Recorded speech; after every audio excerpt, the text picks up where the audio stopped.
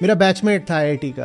IIT पूरी होते ही वो चला गया था अमेरिका, फिर वहीं से उसने मास्टर्स की, वहीं पीएचडी की, फिर वो वहीं पर अपना जम गया। पाया, मैंने कहा तुम्हें ऋषिकेश घुमाऊंगा। अलग से एक वहां पर विला लिया, उसको ऋषिकेश घुमाया। वो बोला कि अच्छी जगह है, पर बोला देखो ऐसी जगह है अमेरिका में हर 10 किलोमीटर पे है। मेरा थोड़ा दिल से टूट गया, पर जो उसकी बात थी वो अपनी जगह वाजिब थी। और बोला कि अमेरिका में जब ऐसी जगह होती है ना तो बहुत ज्यादा साफ होती हैं। आपको मालूम है दुनिया के जो अच्छे शहर हैं पश्चिमी, उनमें अगर AQI 10 पार कर जाए तो सरकार तक बात पहुंच जाती है और मेयर वहां का इस्तीफा दे देता है। अच्छे शहरों में AQI लेस देन 1 होता है, और उत्तर भारत में अगर 400 से नीचे हो जाए तो हम कहते हैं आज हवा कितनी सुगंधित और साफ है।